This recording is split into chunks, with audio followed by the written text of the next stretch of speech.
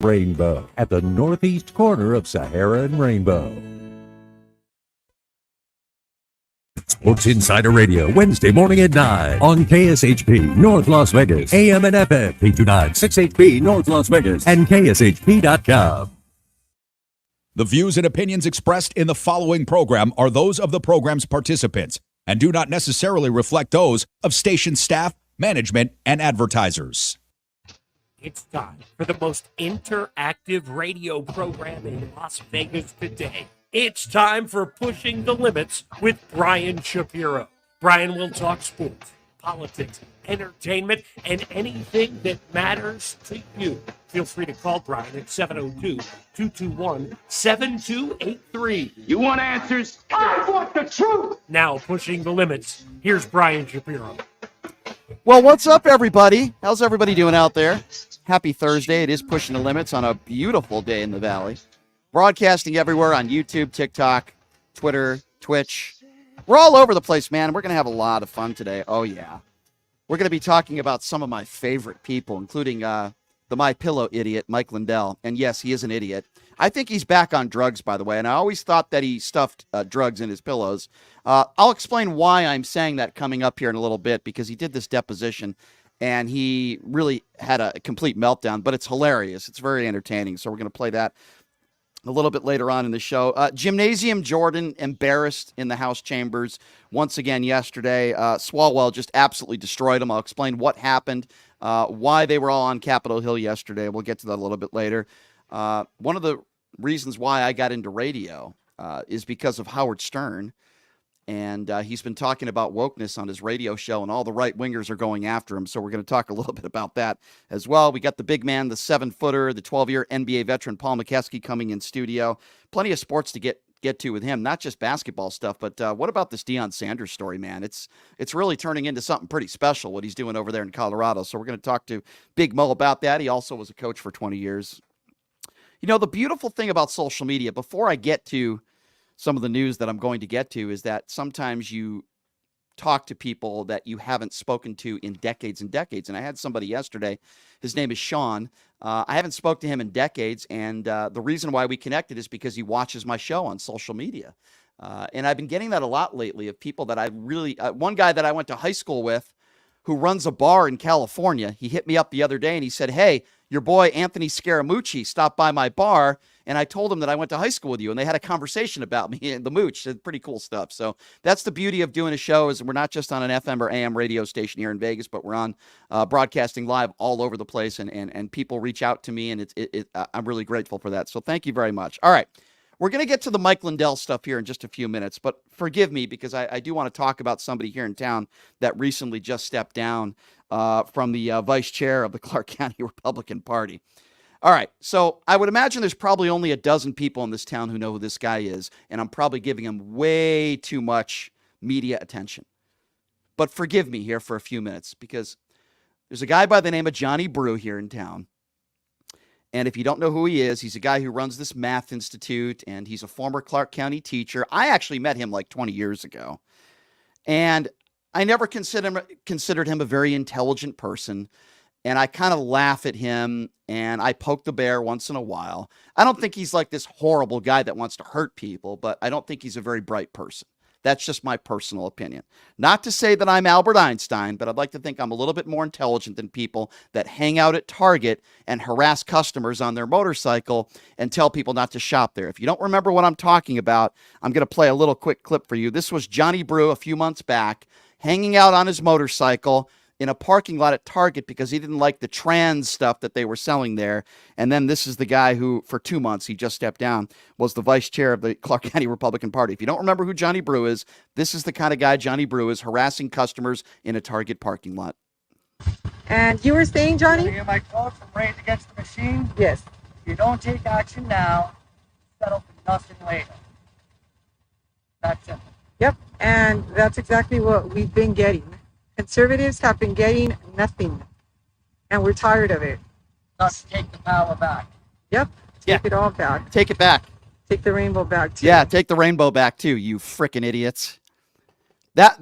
Johnny Brew, this guy he has a family, by the way. Like I guess he doesn't have better things to do. He's sitting on a motorcycle, harassing customers going in and out of Target, telling them not to shop there because he personally doesn't like the trans shirts and the pro LGBT stuff that they're selling in Target. You have to be a special type of loser to wake up in the morning and do something like that. Anyway, those are the type of leaders that they vote in the Republican Party here locally. So Johnny Brew won the vice chair position for the Clark County Republican Party. Because again, that's the kind of person that I guess Republicans want. You're a patriot if you harass customers going into Target. Now, I think it's quite frankly embarrassing. If I had a family member that did that, I would be shamed and embarrassed. But, people in my family wouldn't do stuff like that because they're semi-intelligent, they're not bigots, and they just want people to live their lives. That's the way I was raised. Anyway, this guy lasted 2 months as the vice chair, and he put out this video. And I thought we'd play it for you because it is kind of funny and hilarious. We'll do kind of a stop and go here. This is Johnny Brew sort of announcing that he's stepping down as the vice chair. Don't get me wrong. I'm sure he got a lot accomplished. Here's Johnny Brew himself. Hello, fellow conservatives. My name is John Brookhagen, and I am the vice chairman of the Clark County Republican Party. Not anymore. Just saying that out loud fills me with tremendous pride. Oh, yeah. The messages, Gay and pride? the calls, the offers of help and support are incredibly humbling. And very inspiring. Can you stop it for 1 second? I'm sorry I haven't. How much support do you think he has? Like when he says he gets support and he's getting all these emails, what, like Brutal Brittany giving him support?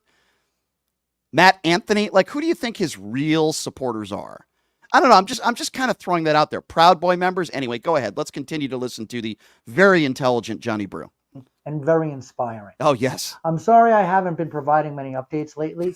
I can assure you that it isn't because I haven't been working hard every day. I'm sure you are at a Target parking lot. It's because the singular things that we should be talking about are taboo.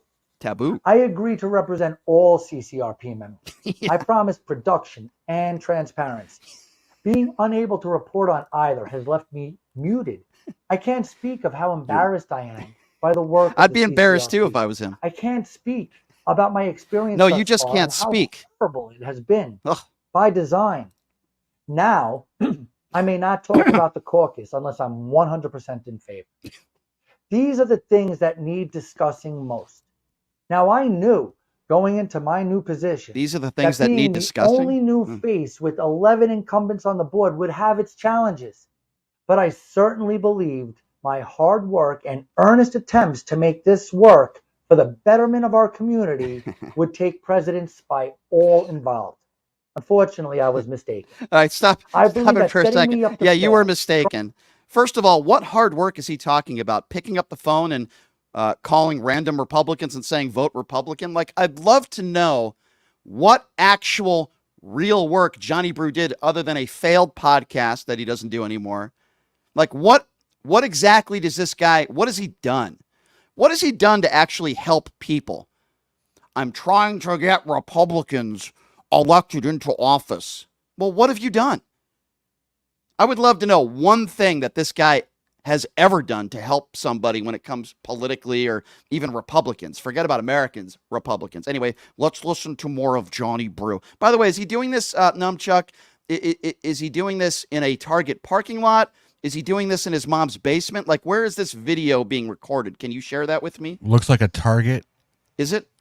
I think is it a Target dressing room? In the department. Oh, it is. The clothing. Okay. Because I wasn't sure. I wasn't sure where he was doing. I don't know. Was it in Jesse Law's bedroom? I just wanted to know. That's all. I'm just asking. I'm just throwing out that question there. I don't know. Is he wearing Mike McDonald knee pads? I just want to know where he's doing. What is he wearing? And is he on a motorcycle? Is he yelling at Target customers? Anyway, I digress. Go ahead. Unfortunately, I was mistaken. I believe that setting me up to fail, trying to make me look bad. What do you mean setting you up to fail? You fail yourself. A priority for my colleagues, and for better or worse, has taken away from what they should be concentrating on. What no one. Let's seems talk to about see that. Is I'm sorry. I got to stop this again. What should they be concentrating on? Harassing customers at Target, attacking the LGBT community, taking away a woman's right to choose, lying about the 2020 election, attacking Dr. Fauci and other infectious disease experts, calling COVID a hoax. talking about how horrible it is, about how drag queens read books to kids. What should they be focused on? Voter integrity. I'm telling you, these idiot far-right MAGA Republicans are some of the dumbest people on the planet. Go ahead. What no one seems to see is that I have been working incredibly hard to help the CCRP become functional. I'm sure you have. And organized. Yeah. Many members have asked for an organizational flow chart, which I produced a rough draft of. I've been awaiting the chairman's approval or recommendations for 7 weeks now. I've had dozens of capable volunteers call on me, so I have authored a committee handbook detailing each committee that is outlined by the bylaws, as well as the other committees that existed before the election, which were still functional. While looking through all the meeting notes, it appears almost all of the committees were started this past April, May, or June of 2023. All right, so listen, there's a lot of nonsense in there. I'd love to look at that organizational flow chart, that draft. I'm sure it's incredible and very enlightening. One thing that me and Johnny Brew do agree on is that Jesse Law is an incompetent clown. We do agree on that. A Mike McDonald protege, for lack of a better term. Anyway, congratulations, Johnny. You lasted 2 months. And, you know, I do congratulate him for that because that's a lot longer than most of my relationships. So, I mean, I do give him credit for that.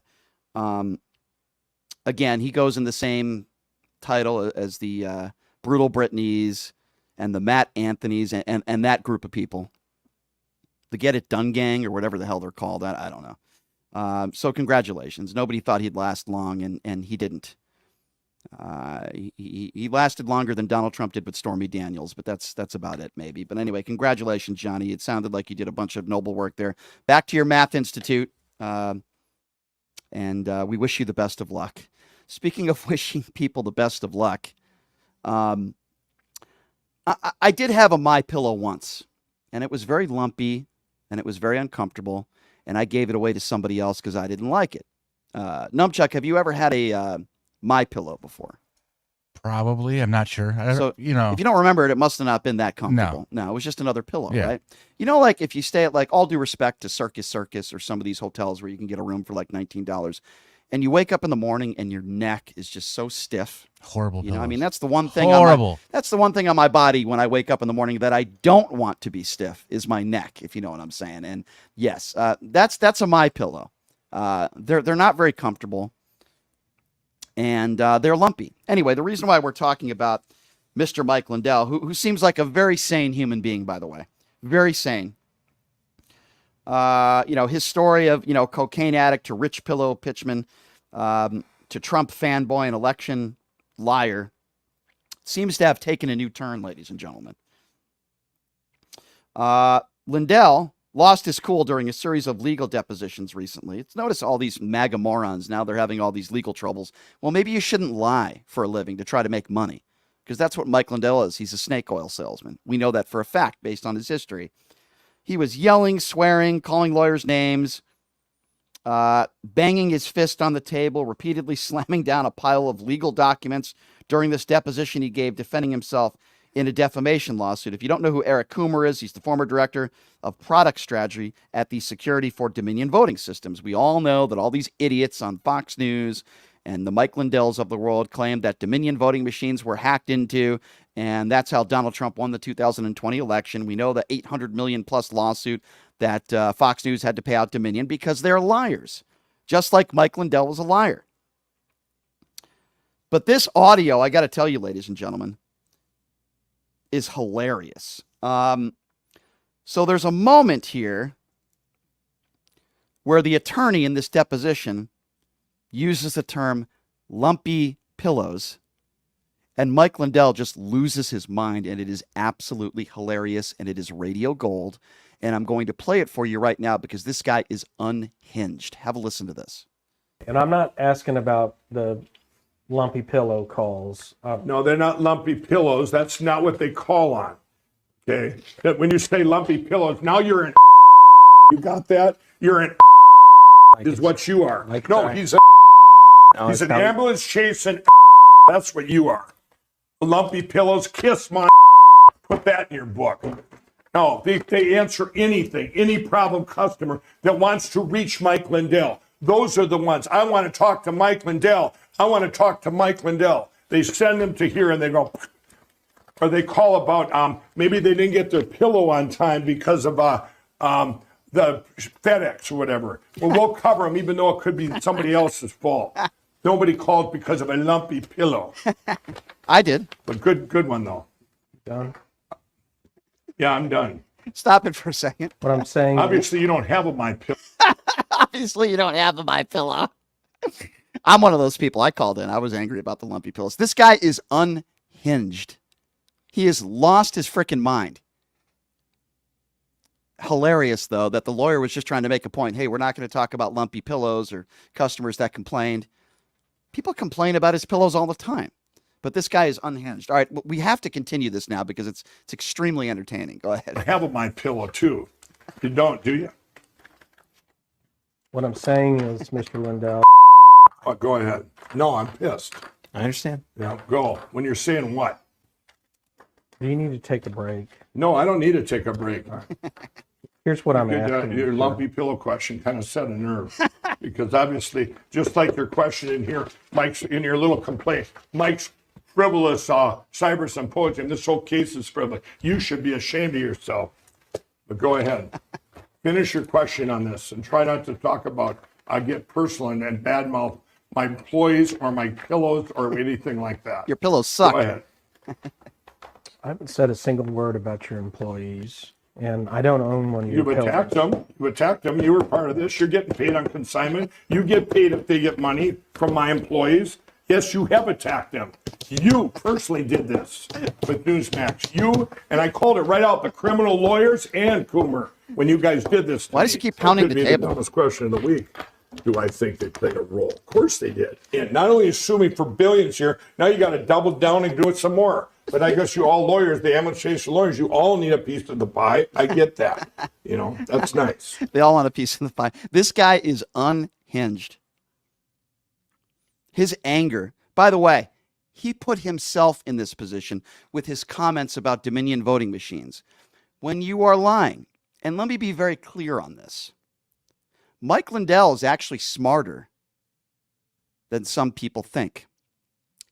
Just like Donald Trump, he knows that Donald Trump lost the 2020 election. So many of you might be saying, well, Brian, if that's the case, then why has he been on this tour of saying Trump won? I'll tell you why. Very simple reason.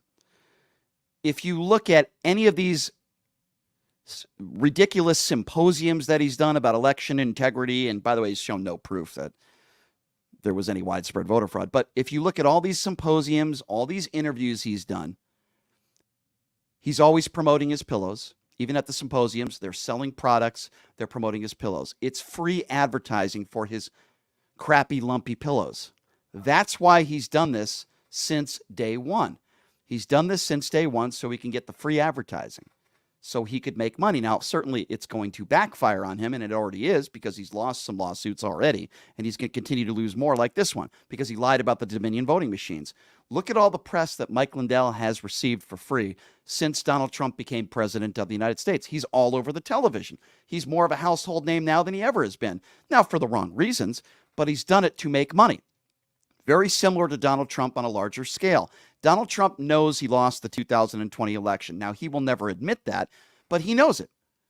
Donald Trump has literally made hundreds of millions of dollars from idiots out there that have donated to him after he lost the election and said he needed donations to fight voter fraud and the stolen election. He literally received upwards of $300 million in donations from people that are all very stupid in this country.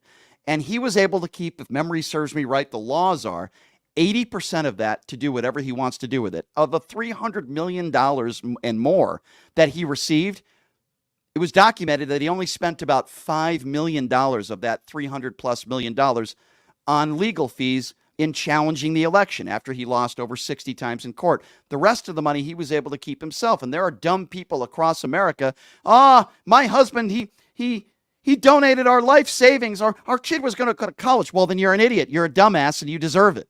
Anybody who would donate to this guy is dumb as a doornail. Dumb as a doornail. I say that, and it rings true today. Donald Trump did one thing very well. He exposed how stupid people are in this country. Mike Lindell has done the exact same thing. Mike Lindell doesn't truly believe that Donald Trump won the election. He said these things about Dominion, and he's been saying these things constantly about how the election was stolen to promote his pillows. It's going to backfire on him, but we get into more now into this deposition. It's almost impossible to do a deposition with Mike Lindell because he's insulting you, he's calling you names, and he's not answering the questions. But I am going to try to play a little bit more from you because it is very entertaining. Here we go. Non-responsive. Let me explain a few more things to you. What? Let me explain a few more things to you. Mm-hmm. Have you given a deposition before like this? I've given a ton of depositions. Okay, so you understand the process somewhat. Mm-hmm. Sure do. Okay.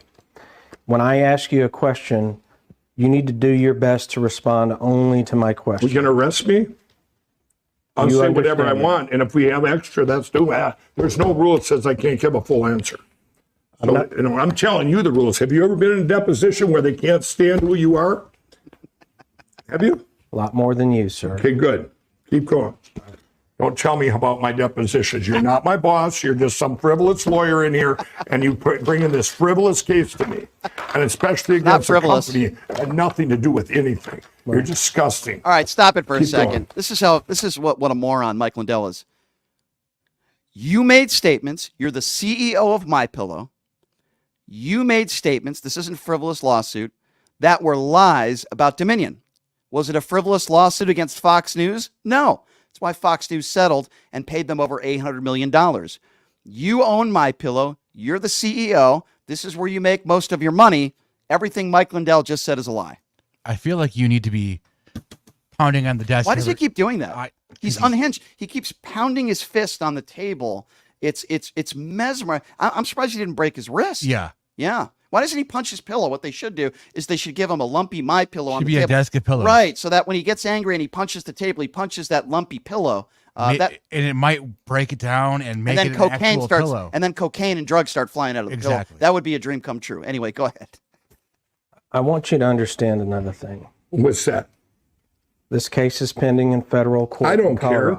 What does that have to do with anything? Do you understand that? Yes. All right. There's a federal judge that's going to likely be reading and watching this deposition. I don't care. You understand that? I don't care. She should have dismissed this a long time ago. She hasn't ruled on that. There's a problem. I got a problem with her too. Okay. The judge has practice standards on how. No, the judge did not dismiss this case. We put in to get it dismissed, and she ruled an unfair ruling saying, well, go ahead and do discovery and waste all your time while I'm sitting there not doing nothing. That's what that judge is doing. So don't tell me what the judge is doing, and you just let me worry about the judge reading this, okay? I just want you to understand that. No, you just don't worry about me. You're not out for my benefit, okay? No, he's not. He's out for my benefit, not you. That's true. So you can don't worry if I say something that offends the judge, okay? You just let me worry about that. You got that? Yeah, I got it. Okay, good. Keep going. The reason I bring that up, sir, is if the judge is not pleased with your conduct in this deposition, there may be penalties. Okay, good. You tell her. You go ahead. And you thank you for your worrying about old Mike. You're really scary. It seems like you bring a frivolous case up. You really have my back. Go ahead. Keep going. That judge, you put this in the record, that judge, it's a big problem I got. If someone didn't have the money or time to sit through this garbage, when I put into her summary judgment last summer and she hasn't ruled on it, either say yay or nay. It's disgusting. Stop it for It's a disgusting second. to our country. No, Mike. You're disgusting for our country. I will agree with Mike Lindell on this. I will side with him on this. He's right when he says this attorney is definitely not on his side. He's right. This attorney wants to squeeze out every dollar out of the douchebag, Mike Lindell. He wants to take every dollar from this guy. And by the way, I don't blame him one bit.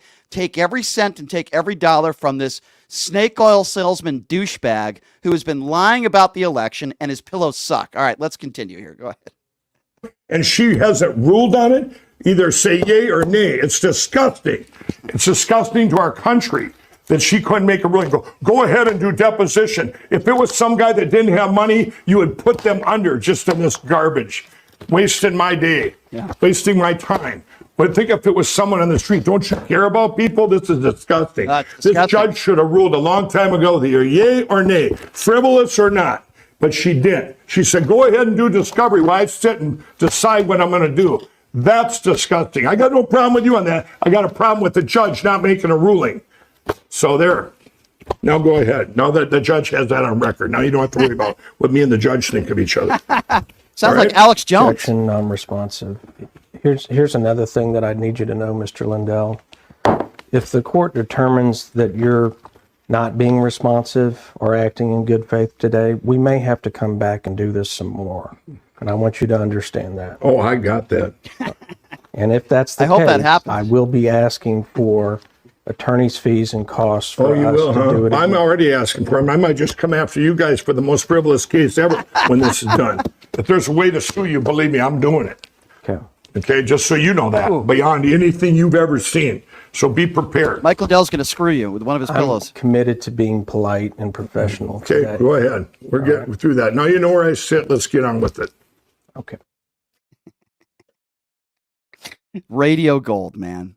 Absolute radio gold. This guy, you notice how all these Trumpers, all they do is trash judges. Do you notice that? All these Trumpers, it could be Rudy Giuliani, it could be Mike Lindell, it could be Donald Trump himself. They're the ones that are going after the judges because when they're guilty and they know they're guilty and they know they're in a lot of trouble, their only defense is going after the prosecutors, going after the judges, going after all the attorneys. I mean, really, because they have nothing else to go on. This is such an open and closed case.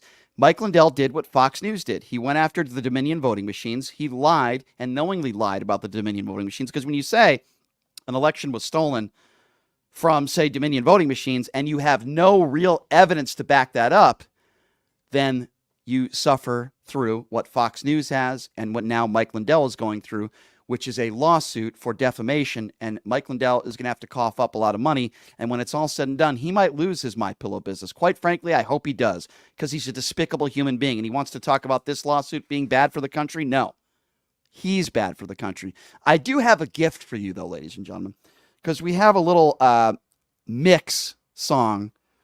It's what I called it the Lumpy Pillow Mix, where we took a little excerpts from this deposition, which is radio gold. You can listen to the whole thing. I just don't have time to play the whole thing today. I got to get to other stuff. It's very entertaining. I watched it last night, and I could not stop laughing. My face hurt from laughing so hard. So here's a little 30-second Lumpy Pillow Mix brought to you by Mike Lindell himself. Have a listen to this. Lumpy pillow, kiss my ass. Lumpy pillow, lumpy pillow, lumpy pillow, kiss my ass. Kiss my ass. Lumpy pillow, lumpy pillow, kiss my ass. Lumpy pillow, lumpy pillow, lumpy pillow, kiss my ass. Kiss my ass. Lumpy pillow. What I'm saying. Obviously, you don't have a MyPillow too. You don't, do you? Lumpy pillow. Kiss my ass. Come on, help me out here. Lumpy pillow. Kiss my ass. Lumpy pillow. Kiss my ass. Hey, listen, I'm not a record producer. I've never been in the music business before, but I'll give you my opinion. That is a #1 hit. I'm just telling you, it's got a nice ring to it, literally. It's very catchy. We all know who Mike Lindell is, right? It's very catchy, right? Super catchy. It's very catchy. It gets me going. It gets my blood flowing. Maybe I could use it for Viagra. I don't know. It gets me going. Listen to that. It's genius. I think Mike Lindell should be creating his own music. And I'm sorry. I think that's a smash hit. I think it's a smash hit. I think we should play it every show. And I think Mike Lindell should change his occupation from cocaine addict, pillow owner, to musician. DJ, I don't know, we could call him DJ Lumpy Pillow. I think that has a nice ring to it, don't you think? I don't know. Anyway, we'll continue to monitor this deposition. I have a feeling that Mike Lindell is going to be called back because he really didn't answer any of the questions that were asked him. And it is quite funny, ladies and gentlemen. I don't feel bad for Mike Lindell at all. No, I don't. All right, so here's what we're going to do. We're going to take a break, and when we come back, I love this song. I blasted it. Make it louder. Yeah. Is that as loud as it can go? Kiss my ass. Lumpy pillow. Kiss my ass. All right. I'll come back. I'm going to play that every day. I'm not kidding. When we come back, Jim Jordan was completely embarrassed in the House chambers. We'll explain why coming up here after the break. And Howard Stern, my radio idol, talking about wokeness. And we got the Fox News response to Howard Stern, which is kind of funny in itself as well. Take a quick break. We'll be back right after this. You're listening to Mike Lindell on Pushing the Limits right here on KSHP. What I'm saying. Obviously, you don't have a My Pillow too. You don't, do you? Hey, everybody. Are you struggling to find a pizza place that reminds you of Brooklyn? That true blue New York style pie? Well, worry no more. Stallone's Italian Eatery Pizza is a knockout. We're located at 467 East Silverado Ranch Boulevard, just off of Premium Road, half a mile east of South Point Casino, just minutes from the Las Vegas Strip. Come by and grab a slice of pie. Plus, check out our Brooklyn-inspired Italian cuisine. Our sandwiches are super. Hero, that is. Because why be a sub when you can be a hero? Stallone's Italian Eatery is here to serve you phenomenal food, Vegas. Forget about it.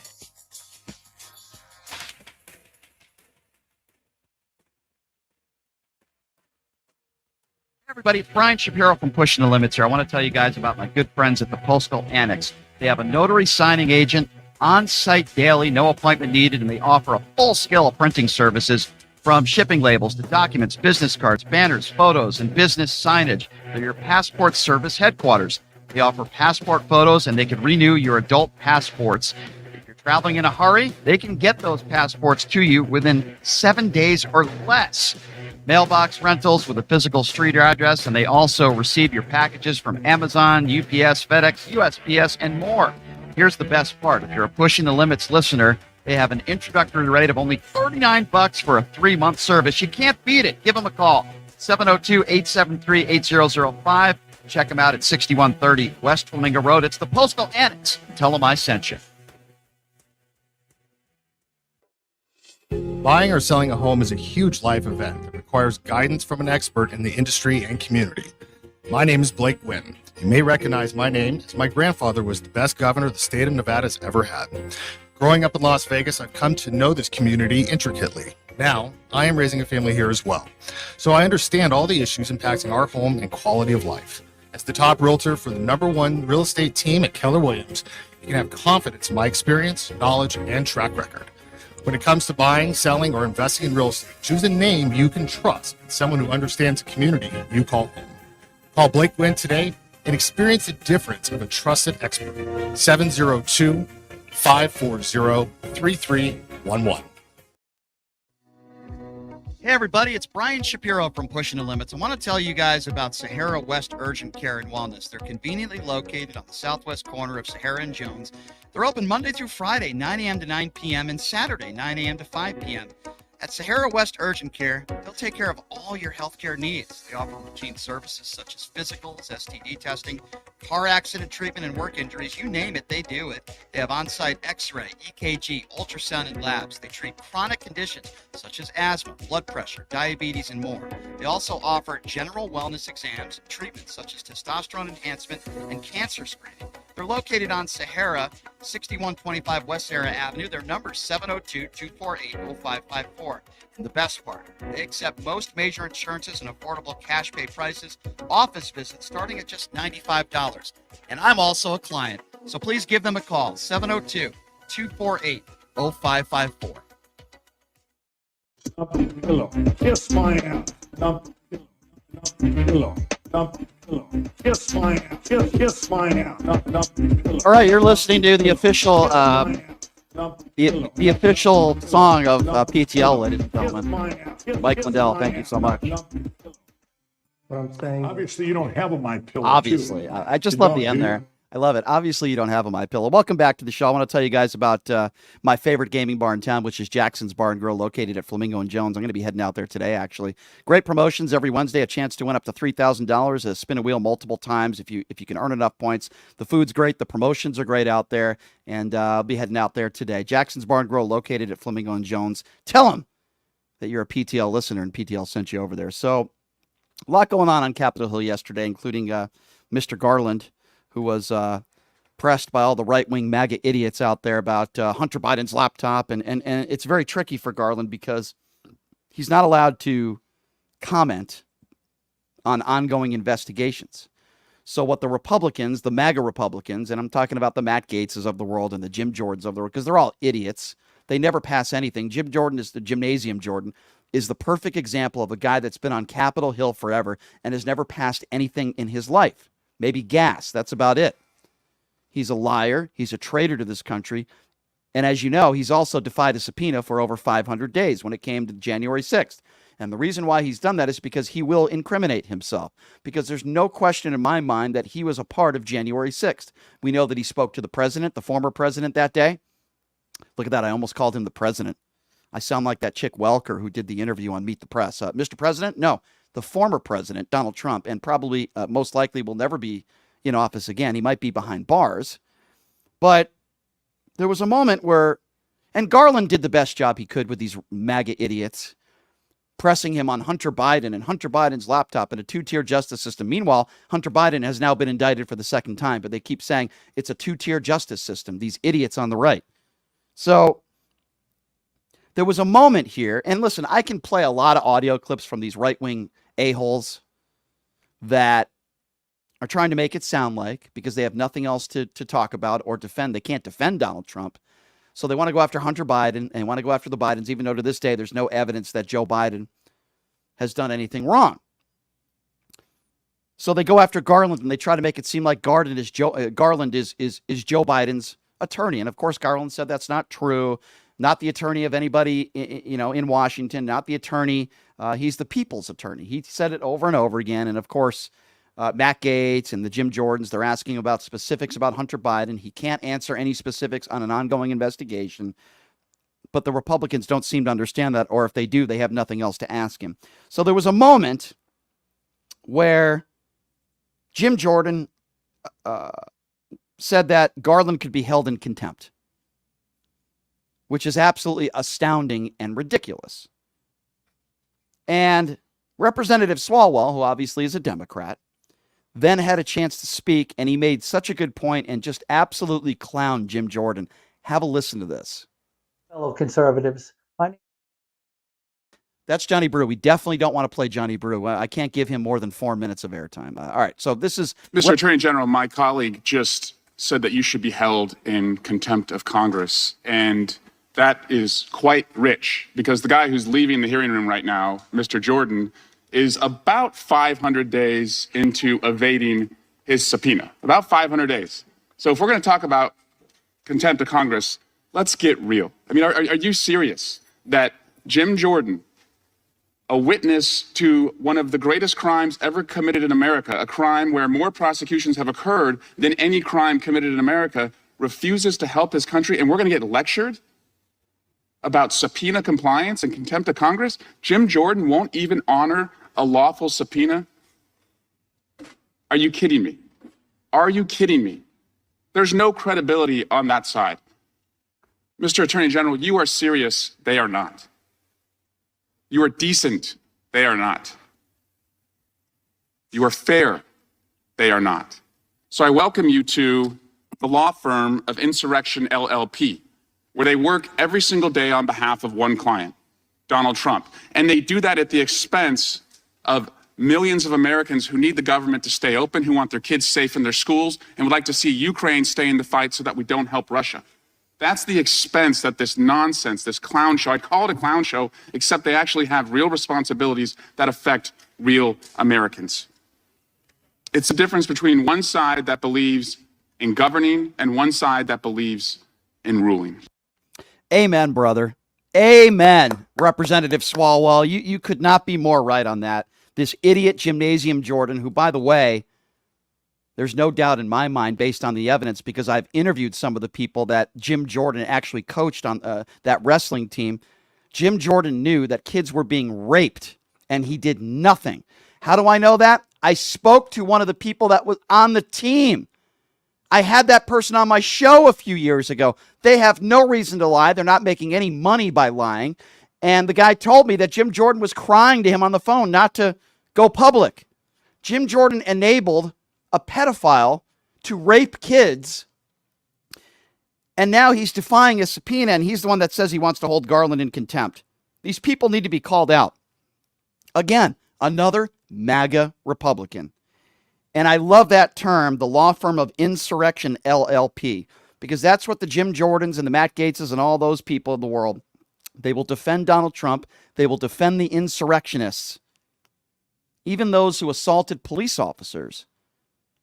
They continue to do that. They will not comply with subpoenas, as Jim Jordan has not, in a crime where all people want to know is the who, what, when, where, and why. Who was behind it?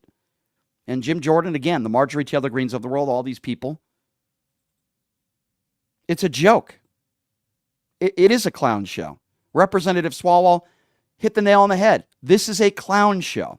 And while Republicans should be worried about how they're going to win an election, what they really should be worried about is the American people and what they care about. And while they continue to try to take away a woman's right to choose, and 6 out of 10 Americans believe that a woman should have the right to do what she wants to do with her own body. 6 out of 10, Republicans and Democrats. These MAGA Republicans out there still want to take away a woman's right to choose. They continue to complain about Obamacare with no replacement plan. Do you remember the years of Donald Trump where hey, we got that replacement plan coming in 2 weeks? Funny, we never got that replacement plan, did we? We never got that replacement plan.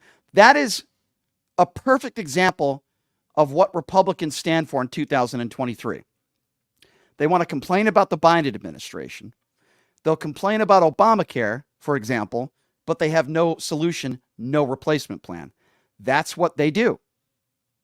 They'll complain about all the money we're sending to the Ukraine, but then when you ask some of these MAGA Republicans, some of them are actually rooting for Vladimir Putin. And all you hear from Donald Trump is, I can end this war in 24 hours. Oh, really? Mr. Former President? How would you do that? I would call Vladdy and tell him to back off. Yeah, I'm sure that would work. And you hear others like Vivek Ramaswamy that say he would consider giving Vladimir Putin parts of the country, parts of Ukraine, which is absurd. Don't even bother talking to them about gun control. The only gun that they care about is the one that Hunter Biden illegally possessed. Do you ever hear them talking about guns and crimes involving guns? Do you ever hear them saying that they want to punish people? Do you ever hear them talking about gun control unless somebody asks them about it? No. The only time they really want to press somebody on a gun is when it's Joe Biden's son. Don't you find that kind of ironic? We don't care about gun control, but when it's Hunter Biden, let's get him. Even though it was an unloaded gun that he possessed illegally for 11 days and didn't commit a crime with it, let's put him in jail for the rest of his life. These stupid right-wing MAGA buffoon Republicans, I am sick of it. Sick of it. They don't care about you. They don't care about your safety. They just want to score political points. It's maddening and it's a joke. And these flip-floppers, the spineless Kevin McCarthy. Listen to what Kevin McCarthy said about Zelensky a couple of years ago when he came to the United States. Completely different than what he's talking about when it comes to Zelensky now. There are Republicans in office that have called Zelensky literally a Nazi. It's disgusting. What is their fascination with transgenders? What is their fascination with drag queens? What is their fascination with Hunter Biden's penis? What is their fascination with all this stuff? Why is it they're always talking about sex? Why is it they want to always talk about banning books, and yet they call themselves, the party that's not into the whole cancel culture stuff? Why are they obsessed with all this stuff? They have nothing better to talk about. That is their platform. Anti-gay, anti-transgender. You don't believe me? Ask these Republicans in office how they feel about gay marriage. Most of them are against it. These are the things that they care about. Let's make sure that somebody doesn't bake a cake and give it to two people that are gay if it's against his religion. These are the type of topics that Republicans, not all Republicans, the MAGA Republicans care about today. And make no mistake about it, the MAGA Republicans are the ones that are in power right now. The MAGA Republicans are the big faces of the party, the Lauren Hobarts of the world, the Marjorie Taylor Greens, the Jim Jordans, the Kevin McCarthys, at least for now, the Matt Gaetzes. These are the Comers. These are the MAGA Republicans, Steve Scalise. These are the ones that are the most popular Republicans in office right now. Ron DeSantis. Mr. DeSantis was asked on Fox News by Trey Gowdy, if you're president on day one, how are you going to end the war? He brought up gender ideology. If you don't believe me, it's on YouTube. You can check it out for yourself if you don't believe me. These people have no solutions for this country. They're an embarrassment. It is a clown show. Jim Jordan is a guy that's never passed a bill in his entire political career. Why would you vote for somebody like that? Why? Jim Jordan is like the Johnny Brew of Republicans. I'm telling you. Completely useless. It's astounding to me how people out there defend these Republicans. Astounding. But I guess I shouldn't be surprised. So I got into radio over 20 years ago. That means I could be in Nevada Broadcasters. I could be in the Nevada Broadcasters Hall of Fame. Had to throw that in there. I got into radio in my early 20s. And my dad introduced me to a couple radio hosts when I was a kid. I was like 11 or 12 years old. He would drive me to school. And he would say, Brian, I'm going to introduce you to a couple different radio hosts that I listened to every morning. One of them was Don Imus, who I never liked. The late Don Imus, who was just a racist pig. And then he introduced me to Howard Stern. And I said, Dad, keep it on that, please. And I started listening to Howard Stern. I think one of the greatest qualities of Howard is the way he interviews people. It doesn't matter whether you agree with that person or not. He's one of the best, I think the best in the business ever at interviewing people. Yes, there was a lot of male and female nudity on his show. Yes, he said a lot of things that some people would find inappropriate. But here's the difference between like a Howard Stern making a racist joke and somebody like Rush Limbaugh. You see, when Howard Stern made some jokes that some women would find piggish or childish, some people would find that inappropriate. But I think there's a big difference between a comedian and somebody attempting to make people laugh, whether you think it's an inappropriate joke or not. There's a fine line between someone making a joke and then someone just hate speech, right? Somebody just throwing out the N-word. Somebody attacking somebody because of the color of their skin. There's a fine line difference between somebody making a joke that you might find inappropriate, and that's fine, then you don't have to listen to him, and then somebody like a Rush Limbaugh who spread hate speech and attacks on the gay community. He wasn't making jokes about people that are gay. He was attacking people for being gay. He did it every day. He wasn't making jokes about the trans community. He was attacking the trans community. There's a difference between self-deprecation, which Howard Stern is the master of, making fun of himself, and then making fun of others, and then somebody like Rush Limbaugh, who never made fun of himself. Did Rush Limbaugh ever call himself a fat piece of garbage? Did Rush Limbaugh ever make any comments about himself or how he possibly had a small genitalia, which I would guess he probably did? Did he ever make jokes like that? No, Howard Stern makes jokes about himself all the time.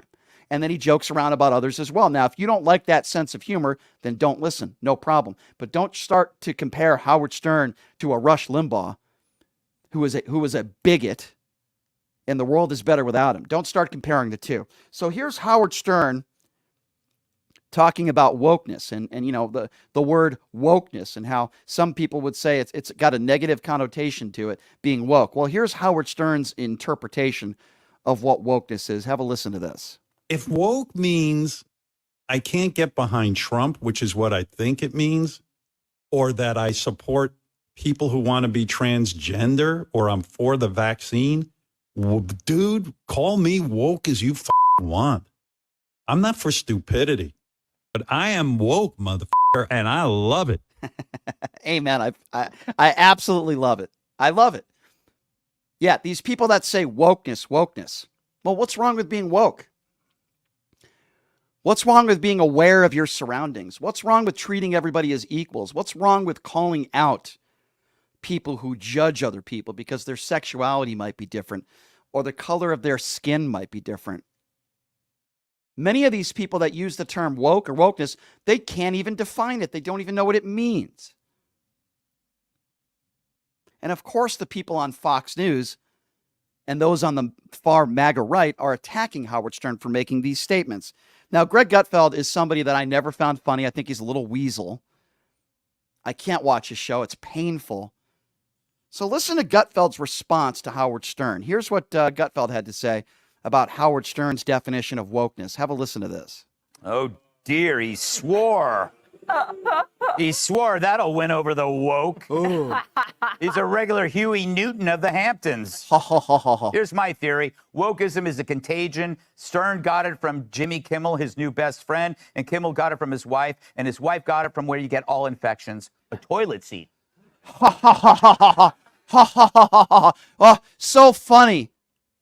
By the way, even people in the crowd weren't even laughing. There were like 5 people laughing at his stupid jokes. He's not funny at all. That's not a comedian. He tries to be funny. He's not. And by the way, a-hole, Jimmy Kimmel and Howard Stern have been friends for decades. It's not his new friend, you dummy. And it's not a contagion. And it's not something you can catch. You see, because if you're an intelligent person and you're a decent human being and you want to treat people as equals and you call out bad people, that's not something you catch. It's called being a decent person and being logical and having a sense of reality. That's what that is. So if that's what woke this is, I agree with Howard Stern 110%. This is where we are at in this country right now. I'm not making this stuff up. I know there are good Republicans out there. Mitt Romney, one of them. There's a lot of people out there that I don't necessarily agree with all the time when it comes to policy, but I have some respect for them. Liz Cheney, another one. I disagree with her on almost every policy that she's ever voted for and her stances on a lot of issues. But at least she stood up for truth. She stood up for Trump. It costed her her political career, and I will always respect her for that. Same thing with Mitt Romney and Adam Kinzinger. There are decent Republicans out there. Yes, I wish Chris Christie came around a lot earlier, but better late than ever. Or Hutchinson. There are some Republicans out there that have a sense of decency and have a moral compass. Many of them do not. Just go to the debate stage last month. They would still vote for Donald Trump even if he's a convicted felon. This is supposed to be the law and order party. It's not the law and order party. In fact, it's to the contrary. It's the opposite. Don't believe me? Look at the way they treat some of these individuals. Look at the Democratic Party. Anthony Weiner ain't running for office anytime soon. Who just did this show a few weeks ago. Look at Al Franken. I use Al Franken as a perfect example. He never broke the law. He took an inappropriate picture on a helicopter where he was pretending to grab a woman's breasts. And the Democrats forced him out. I thought that was overkill. What he did was inappropriate. He needed to apologize, which he did. Don't do it again. He didn't sexually assault anybody, but the Democrats said, nope, that's inappropriate. You're out the door. And he was forced to leave. Lauren Boebert fondled a man in public at a theater at the Beetlejuice play, flipping off people who work there, vaping, recording, doing everything you're not supposed to do, and literally performing a sexual act on a man when there were children around at that play. Not only are they not outing her out of office, but no Republicans are even talking about it. That is the fundamental difference between Republicans and Democrats today. I'll give you another example. Mr. Fetterman. Now, I know all Republicans are up in arms about the dress code stuff. Listen, while I think Fetterman is a decent man, I support him, I like him, I do agree that there should be some dress code if you're an elected member of office. I do agree. But the last person that should be talking about morals and integrity and what you should or shouldn't wear are the MAGA Republicans like the Marjorie Taylor Greens of the world and the Lauren Boeberts of the world and the people on the far right. Keep in mind, Marjorie Taylor Greene last month was showing naked pictures of Hunter Biden in the House chambers, showing porn. And she wants to lecture people on what you should or shouldn't wear. Let me tell you something. Marjorie Taylor Greene should always wear a mask on her face so we can never see her face ever again. That's the dress code I would implement. Put a gag on her. That's what they should do. But I'll give you another perfect example of what I'm talking about. You know, when Mitch McConnell froze, and he's done that several times in the last couple months, and I'm not a doctor. I don't pretend to be one on the radio, but I think we all could agree there's something not right with Mitch McConnell. This has nothing to do with him being a Republican. Nothing to do with my disagreements on policy or how he's doing his job. Medically, there's something wrong with Mitch McConnell. When you freeze like that, there's something wrong, right? I think we all could agree. So what did the president of the United States do? The first thing Joe Biden did was call Mitch McConnell and see how he was doing health-wise. It's the first thing he did. What did elected officials that are on the left do across this country? They wished Mitch McConnell well. Because that's what decent people would do, right? Even if you disagree with somebody, you wish them well, hope, whatever's going on, you get it checked out and you're okay. What did the Republicans do when Fetterman had a stroke? And when I say the Republicans, I'm not saying every Republican, but some of the big face Republicans, like, for example, a Ted Cruz or Matt Gaetz. They were calling Fetterman a vegetable.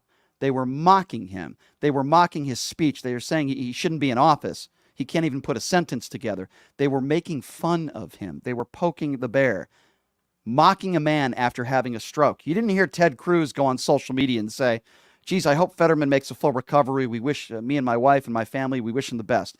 You didn't hear that from these MAGA Republicans. They were making fun of him. They were mocking him. The same way they'll make fun of Joe Biden, who we know has had a stuttering issue since he was a child. Do we remember Donald Trump when he was making these hand motions, making fun of a journalist who was handicapped? Ladies and gentlemen, those are what MAGA Republicans stand for today. That is the fundamental difference between Republicans and Democrats today. And again, as I preface it by saying not every Republican is like that. There are some good Republicans out there. I'm talking about the MAGA Republicans. That's who they are. They'll go after Stern for saying he's woke. They'll defend a liable rapist. Make no mistake about it. That's what Donald Trump is, according to our courts. He is a liable rapist. But let's talk about Hunter Biden's laptop, right? Let's do that. Let's talk about the president's son, a private citizen. Again, I preface it by saying no evidence that Joe Biden committed any crimes, did anything wrong. But let's talk about Hunter Biden's laptop. Let's talk about the fact that he had an illegal gun that was not loaded, not used in a crime for 11 days. Republicans want to focus on that, but they don't want to talk about the 91 felony counts that Donald Trump is facing. Right? It is the fundamental difference between Republicans and Democrats today.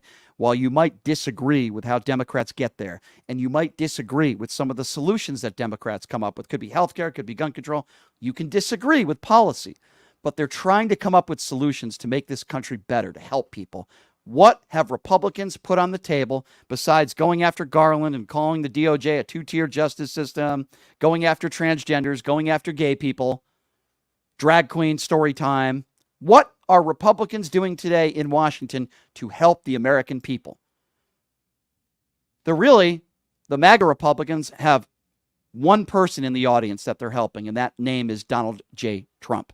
They're not helping you. They're not helping me. They're only after themselves so they can remain in power and defending Donald Trump to no avail. Defending the orange turd Cheeto Jesus. That's what these MAGA Republicans are doing on Capitol Hill every single day. Every single day, whether it's happening in D.C. or it's happening right here at home. Republicans today care more about defending Donald Trump, the orange turd, and going after, drag queen storybook reading time. They care more about that than you and me, the American people, trying to live the fight day by day. It's hard for me not to laugh when I hear this song. It's very catchy, man. Mike Lindell, he's doing a lot. He's selling those lumpy pillows for you, man. Mike Lindell, ladies and gentlemen. I'm going to play this song every day. I love this song. Obviously, you don't have a My Pillow. Well, obviously. Yeah. Obviously. All right, we're going to take a break, and when we come back, we'll be talking to the big 7-footer. NBA veteran Paul Mokeski is going to be joining us in studio. And a lot of issues to get to with him, a lot of things to talk about. I do want to get a little bit more into these NFL games, these fans that are being attacked, and particularly this Patriots fan that lost his life. I want to talk to him a little bit about that. Big Mo knows a little bit about unruly fans. He dealt with that as a player. I certainly want to talk to him about that in this Adam Pac-Man Jones music video where he's actually using some video of him in the back of a police car He's trying to turn that into a positive. We'll talk a little bit about that as well. James Harden and the Philadelphia situation, not getting any better by the day. Same things with Lillard in Portland. And on a positive note, I do want to talk to Big Mo a little bit about Deion Sanders and the good things he's doing in Colorado. So a lot to get to with Big Mo. We'll take a quick break. We'll be back right after this. You're listening to Pushing Limits right here on KSHP. What I'm saying. Obviously, you don't have a My Pillow too. You don't, do you? Lumpy pillow, kiss my ass. Lumpy pillow, lumpy pillow, lumpy pillow, kiss my ass. Kiss my ass. Lumpy pillow, kiss my ass. Lumpy pillow, lumpy pillow. The T.C. Martin Show, weekday afternoons at 2 on KSHP, North Las Vegas, AM and FM, 829 6HP, North Las Vegas, and KSHP.com. Hey everybody, it's Brian Shapiro from Pushing the Limits. I want to tell you guys about Sahara West Urgent Care and Wellness. They're conveniently located on the southwest corner of Sahara and Jones. They're open Monday through Friday, 9 a.m. to 9 p.m. and Saturday, 9 a.m. to 5 p.m. At Sahara West Urgent Care, they'll take care of all your healthcare needs. They offer routine services such as physicals, STD testing, car accident treatment, and work injuries. You name it, they do it. They have on-site x-ray, EKG, ultrasound, and labs. They treat chronic conditions such as asthma, blood pressure, diabetes, and more. They also offer general wellness exams and treatments such as testosterone enhancement and cancer screening. They're located on Sahara, 6125 West Sahara Avenue. Their number is 702-248-0554. And the best part, they accept most major insurances and affordable cash pay prices, office visits starting at just $95. And I'm also a client, so please give them a call, 702-248-0554.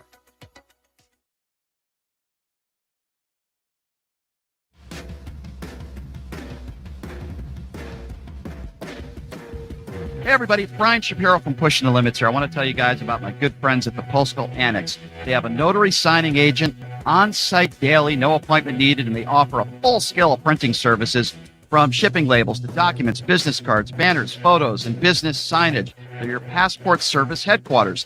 They offer passport photos and they can renew your adult passports. If you're traveling in a hurry, they can get those passports to you within 7 days or less. Mailbox rentals with a physical street address, and they also receive your packages from Amazon, UPS, FedEx, USPS, and more. Here's the best part. If you're a Pushing the Limits listener, they have an introductory rate of only $39 for a 3-month service. You can't beat it. Give them a call, 702-873-8005. Check them out at 6130 West Flamingo Road. It's the Postal Annex. Tell them I sent you. Buying or selling a home is a huge life event that requires guidance from an expert in the industry and community. My name is Blake Wynn. You may recognize my name as my grandfather was the best governor the state of Nevada has ever had. Growing up in Las Vegas, I've come to know this community intricately. Now, I am raising a family here as well, so I understand all the issues impacting our home and quality of life. As the top realtor for the #1 real estate team at Keller Williams, you can have confidence in my experience, knowledge, and track record. When it comes to buying, selling, or investing in real estate, choose a name you can trust, someone who understands the community you call home. Call Blake Wynn today and experience it with a trusted expert. 702-540-3311. Hey, everybody, are you struggling to find a pizza place that reminds you of Brooklyn? That true blue New York style pie? Well, worry no more. Stallone's Italian Eatery Pizza is a knockout.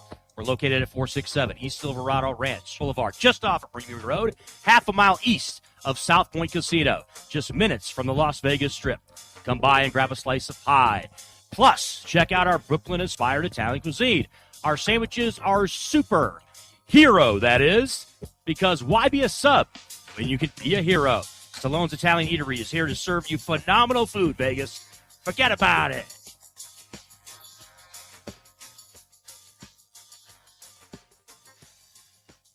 Zen World Premium CBD offers full and broad spectrum CBD oil, extracts, and capsules which are designed to help you feel your best. Their products are sourced from the best organic hemp and natural ingredients on the market and are tested for quality, purity, and potency. They have a full range of items from health and wellness to beauty to pets. Call 725-205-9223. Visit online at zenworld.com or stop by their location at 9895 South Maryland Parkway and Silverado Ranch Parkway. Mention KSHP for 10% off in store or use code KSHP online for 15% off.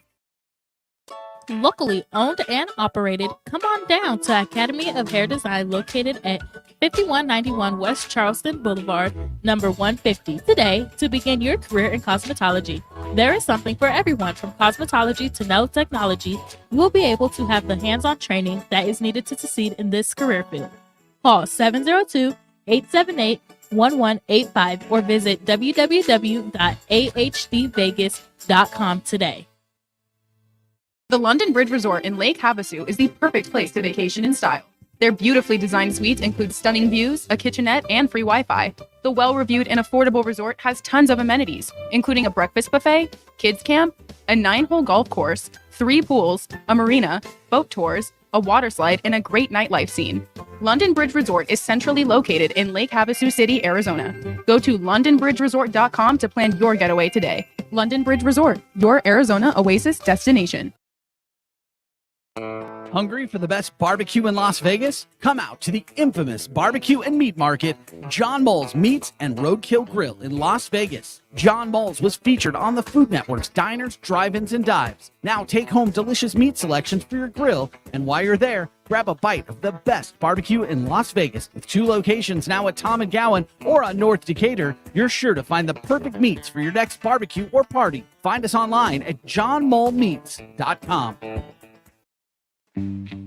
Steiner's, the Nevada style pub invites you to play the best tavern, keno, and video poker in Vegas. Promos are how we roll, so make the most of your gaming dollars here with us. Come play our proud partner gaming promotion, Fly Aviator to Fly, and receive daily free play, bonuses, and more. With a chance to win awesome brand of prizes and big money for all the jackpots each week. It's not only great gaming that Steiner's Pub has, it's the 24 awesome rotating draft beers, Vegas' best appetizers to match. So join us in supporting your Las Vegas Aviators, Golden Knights, Lights, Aces, and the Raiders as we make history in Vegas. Steiner's, the Nevada style pub at 8410 West Cheyenne, 1750 North Buffalo, and Las Vegas Boulevard at Windmill. Steiner's, I love this place.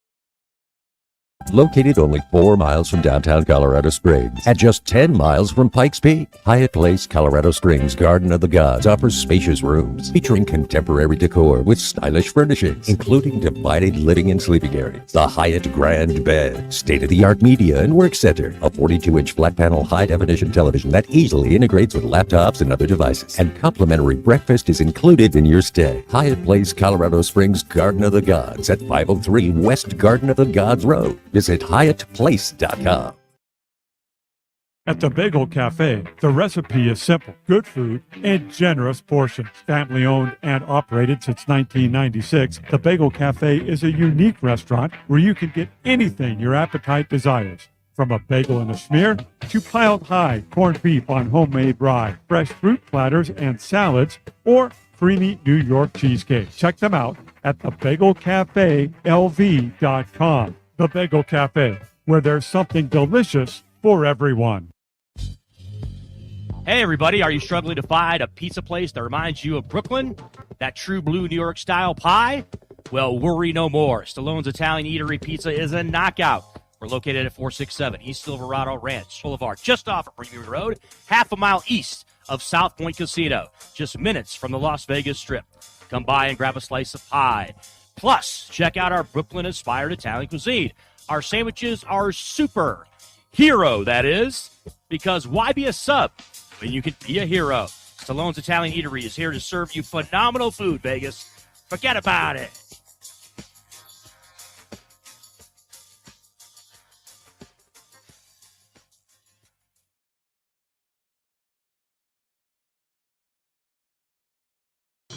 Pillow. Kiss my ass. Pillow. Kiss my ass. Kiss my ass. Welcome back. Pushing the limits on a Thursday. Thank you so much for joining us. We got the big fella, Paul Mokeski, in the studio, a 12-year NBA veteran, 20-year coach. You don't have a my pillow too. We're listening to the. I'm telling you, this song is so catchy, Mo. It's like the new song for PTL, man. It is. Well, if you are mentally deranged, and you need help, which we both are. We both are. Then there's always Sahara West Urgent Primary Care. You see how I did that? See how I did that segue? I'm such a pro. Not that kind of transition. Republicans don't like that. I should be. I should be in Nevada Broadcasters Hall of Fame. Yeah. Maybe if I'm in the radio business for 40 years, maybe I can do that. I don't know. Check out Sahara West Urgent Care, 6125 West Sarah Avenue. They take walk-ins, no appointment needed. If you don't have insurance, $95. I don't think they're playing this song in the lobby over and over again, but if they are, that would make things even better. Give them a call, 702-248-0554. You can also visit them online at SarahWestUrgentCare.com. And we got Big Mo in the house. Yeah. Kiss mine. That actually came from, all right, that's enough of Mikey. I can't take it. Obviously, you don't have a mic pillow, too. That came from a deposition. That came from a deposition. Yeah, and he was insulting the attorney, and we got a little song made out of it. So, yeah, it worked out pretty good. Anyway, Mo, how you doing, man? Thanks for being here. I'm good, man. How you doing? Struggling through rehab, trying to get through it and get to the other end of like the 8 to 10 weeks where my knee is, I had knee replacement 5 weeks ago. And, it's people told me, I have my hip done and they said, this is a lot harder. And boy, were they right. More pain and more rehab. But, I'll get over that in about 2 more weeks, hopefully. And then in the long term, the pain will subside and you'll be very happy that you had the Yes, surgery. that's what everyone that I've talked to before had said. Good. So yeah. The fight of and the physical battles of being an NBA basketball player, which Mo was for 12 long years. Yeah, totally, then Brian too. Like you add up, 4 years of college, right? Yep. 4 years of high school. Sure. Even before that, in grade school, playing on cement, doing all that. It's wear and tear on your body, and now there's obviously better medicine today.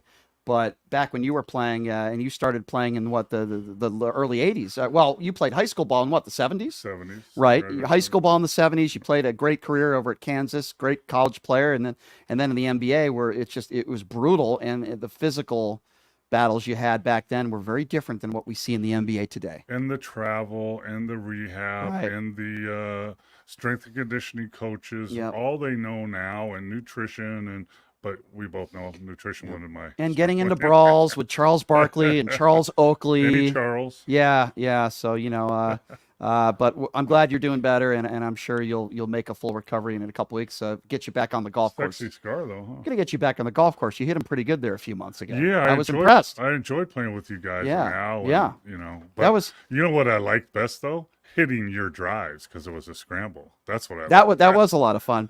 So I haven't been talking about poker much on this show. I do it when there's a scandal. Obviously, my friend Danny Negron, who comes on the show all the time, I'm going to try to see if the poker brat Phil Helmuth can do the show tomorrow. He's done the show before. I've been in this town 20 years, and you get to know some of these poker players, and I'm a poker player. I've been playing poker most of my life. I don't play much these days because I don't have the time anymore, just like golf. Like, it's time consuming. But this is a story that is so disturbing, and I've said this, Mo, on the show plenty of times. Poker's it's a scummy atmosphere. There's a lot of people. There's a lot of cheating involved in some situations. You're there to take somebody else's money. It's not a gentleman's game. And there are cheaters out there. It could be a scandal where you have chips in your pocket in a tournament. That's happened before. People colluding against one another. It's happened on the internet all the time. It happens in live games all the time as well. But this is a story that has really rocked me. I think we've all been touched, right? When it comes to cancer, it's affected people's lives, and the people that have lost their lives. We all know people, sadly, that have passed away, as I do in my family, from cancer. So this guy's the story here, Mo, is this guy's an amateur poker player, and he said he had terminal cancer. Guy accepted upwards of $30,000 so that he could play in the World Series of Poker, which he said was a dream come true for him to be in it. His name is Rob Mercer, and he's now admitting that it was a lie, that he made up a stage 4 colon cancer diagnosis for his GoFundMe page back in June. He said, I did lie about having colon cancer. I don't have colon cancer. I used that to cover my situation. What I did was wrong. Here's the problem. He sets up this GoFundMe page, and again, it's only $10,000. I say only. It's still $10,000 to play in the main event. He accepted over $30,000. And the Review Journal had asked him, do you plan on giving the money back? And he said no.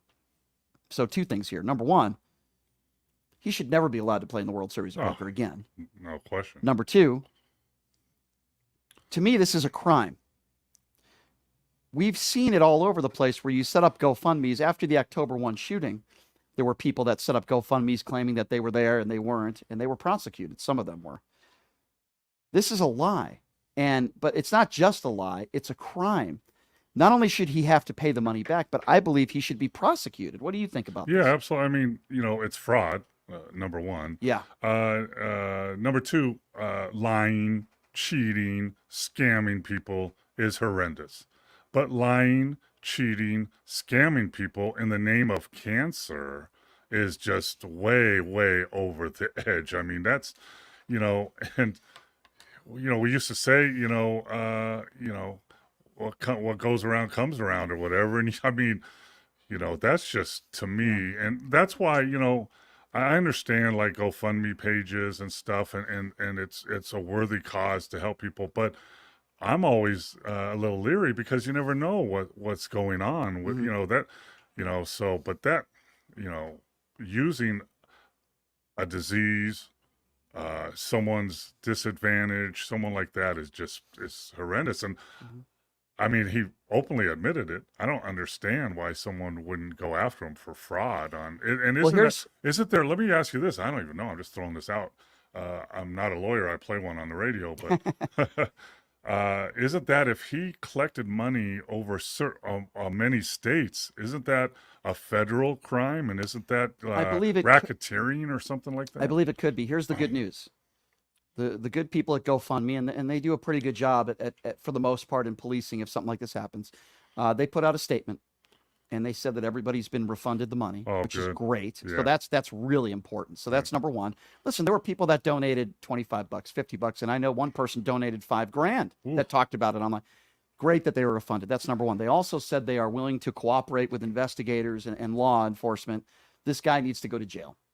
This is first of all, talk about taking away from the real victims of cancer. There are people on GoFundMe, and I applaud it. People that have disease, that need a surgery, whatever the case, all the power to you. There's people in this country with money that are good people that want to help people. This takes away from that because then, like what you just said, I'm always leery and I'm worried because of douchebags like this guy, for lack of a better term. So anyway, and that should be part of the punishment. Is he not only did he take money and fraudulently, but now he's cast a shadow over like everything else, like you just said. So that's like a domino effect. It really is. And another black eye to poker. I go to the World Series of Poker every year because I know a lot of people there, and I've played in the main event. And you go around and recognizable faces. If you watch poker on TV, they're walking around asking people for money to back them. And, there's a lot of these poker players. I would say 90% of them have degenerate gambling problems. I was talking to a guy at the Stratosphere a couple weeks ago. I won't say who he was, but he's a prominent poker player and a guy that I've seen on TV multiple times, and he's a really nice guy. And I saw him at the baccarat table, and I sat down just to talk with him for a couple minutes. Super nice guy, but I saw this guy go through $10,000 in a span of maybe 15 minutes, and I could see how angry he was, and I can also I felt like saying to him, and it's not my business, but I felt like, dude, what are you doing? You're a skilled poker player. Clearly, you've made money playing poker. Why would you play a game like that where you have a couple $100, have some fun? Whatever, even $1,000, you can afford it, fine. But like, you can see how visibly angry he was. I'm like, dude, you don't have an advantage in this game. You're a good poker player. Like, it's just here's the thing: if you're not enjoying it and you're getting mad at it, there's something wrong. Well, there's definitely something wrong with me then, because I get very angry at the craps table. You get angry at everything.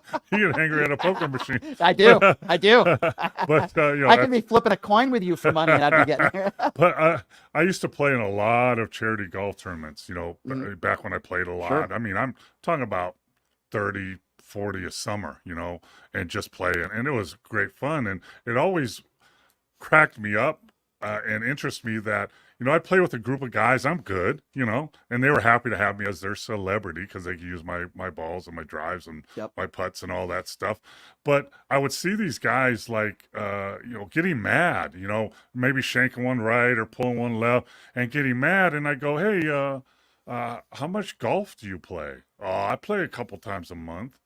Then why do you expect to be better than you are? How about we just have some beers and enjoy it instead of being mad? I'll give you the best answer, and you know this as well as anybody. Competitiveness. If you have a problem with competitiveness, it could be a Pac-Man video game or it could be on the golf course. If you're a little crazy, and I agree with you, sometimes life is so short, let's just go out there and have a good time. But even when I'm on the golf course, I hit a bad shot. I'm not as crazy as I used to be, but I can relate to certain people. I get like that at the poker table. But I would say, to my point, like when you were playing a lot of golf and you're a good golfer, and then you played bad, you were upset. Right. But now you don't play as much. I don't. So you don't get as Listen, upset. if I shoot in the mid 70s, I go out there and I have a good time. When I played with you, I don't think I hit one bad shot. I had one of those days. You were on a roll. I had one of those days where I played really well, and that was a lot of fun. But we won that tournament. We did win that tournament. Right. But listen, if I go out there and I'm hacking it up and I'm playing bogey golf, to some people that's really good golf for them. Not for me. I want to be around par. And if I'm not playing well, it's not as much fun for me. It's still the saying, a bad day of golf is still better than a good day at work. And I tend to agree with that. But I understand. I guess I understand the competitive nature of people, but people shouldn't take it too far, or at least don't make it less fun for other people. If you're making it less fun for other people, then you have a problem. But the point is, if you're a really good poker player, don't lose money at baccarat. Yeah, that's true. Well, anyway, as far as this guy goes, what a scumbag. What a scumbag. I don't know him. He's not a professional poker player. When you lie about having a terminal disease like cancer to make money so that you can play and support your gambling addiction, you are a special type of scum. You're in a special category, man. That's another level of wrong. Well, a lady, so a friend of mine who's a bartender used to work with a lady at that same restaurant. And she put up a GoFundMe page, and she was doing she did an interview on CNN and made up a story about October 1, how this guy was shot right next to her, and she gave him CPR. It was a loaded BS story, and she got boatloads of money on GoFundMe because she gave it out on Anderson Cooper's show, and it turns out that was a lie. There are just some really bad people out there, and we just have to admit that. There are some really bad people in society that will lie, like this guy, and say he's going to die of cancer. I want to get in the World Series of Poker. Just be really careful. Just curious, why did he come out now and admit he was lying? Because one of his friends asked for, I read about this, I did a little research. So one of his friends, who's a professional poker player, gave him a lot of money, like maybe, I think it was like $4 or $5 grand. And was very suspect about him having cancer because he was doing normal, healthy things. And he said, I want evidence and proof that you have cancer. He refused to show him the evidence. So that was obvious to his friend. You better own this or I'm going to. So he took the initiative, and I guess the RJ did an interview with him, and he owned it with the Review Journal. Right. So he kind of is his ex-friend now. Right. Pulled him out. And I hit that guy up on social media. I said, hey, if you want to, because I want somebody to come on to talk about this. Pretty crazy story to say the least. There's bad, and then there's bad on top of bad. Yes, there is. Obviously, I want to talk some hoops with you, but before we get to basketball, let's talk. God, we've been talking about some funny stories. That's a very unfortunate story. Let's talk about a really cool story, and that is Deion Sanders. I think most people would agree Deion's a pretty good guy. I mean, he's a religious man. Never heard him speak negatively about anybody for the most part. I mean, I think he had some controversy in his career where he was a professional baseball player, right, for a little bit. Yeah. And then if memory serves me right, correct me if I'm wrong, he was in the playoffs, and then he played an NFL game. Was it that same day? Yeah, he flew a helicopter and played in a baseball game. I thought that was very selfish of him to do that. But he did it, and he was a great baseball player, a real Hall of Fame football player. Yeah. But, there were people that had issues with some of the things he did in his career, but I don't necessarily think he's a bad guy. I think when he was with the Cowboys, he, like a lot of those guys back in the day, partied a lot and did some crazy stuff, and he's owned up to that. But generally, a good guy. Seems like a good father, right? A good family No nonsense. I mean, he's going to tell you. I mean, we have two sons, and but he's famously or infamously said he rates his sons now from 1 to 3. I'm like, I don't know if he could ever do that, but that's kind of funny. Actually. Yeah, but overly a good guy. It says it like it is. He's not going to BS you. So there were some people that were skeptics, and listen, he's still early in his tenure, but all signs are showing that he's a heck of a good college football coach. He's well respected. He's getting everything out of the talent that he has. And, the coach over there at Colorado, they just had a great game over the weekend against Colorado State. That was a phenomenal college football game. And here's Colorado versus Colorado State got millions and millions of watchers, viewers. Right. Yeah. And part of that is Deion Sanders. Oh, There's absolutely. no question. It was a great football game. Now, the coach over there at Colorado State is a controversial coach. And there were some controversial plays. And coach over there at Colorado State is not a Deion Sanders fan. Has said some disrespectful things about Deion Sanders. But I love how Deion Sanders handled it. He's like, listen, I wish him all the best. Didn't say anything negative about him and taking the high road. I just think this is a really cool story. This is great for college football. I think it's great that Deion is coaching his kid, right? Two of them. Yeah, a couple of his kids. I think that's super cool also. And I don't know if he continues, and he's off to a pretty great start. He's got a big couple weeks coming up. Yeah, he does. But I don't think he's going to be at Colorado in a couple years. I think he's going to go somewhere else. Yeah, I hope he went to Jackson State, which is a lower level college, and really did well there. Obviously had his son as a quarterback, who's one of the top quarterbacks in the country now. And then he went to Colorado, which is a high level. Yeah. And, and it's a little different. One thing I know, I'll tell you this, Deion Sanders is a good coach, but what he's best at is hiring good people around him and letting them do their job. Good offensive coordinator, good defensive coordinator, and he lets them do their job. And that's hard for a lot of coaches to do, to give up their ego and say, no, you call the plays. Did you have any coaches that, I mean, you don't have to mention names, but did you have head coaches that really didn't, quote, let you, because you were an assistant coach for the Dallas Mavericks for years. You've been around a long time. Did you have head coaches that you felt like were, that didn't let you be you and do your job? Absolutely. I'm not going to name names, but there's a coach that I was an assistant coach with that I was the second tier of assistant coach. So in the NBA, you have your 3 top assistants, and then you have probably 3. Unless it's the NBA Summer League, then there's 40 then assistants. There's 20, yeah. But, so you understand, you got to know your place. And, practice is, limited time, so you don't want a lot of voices chipping in, blah, blah, blah.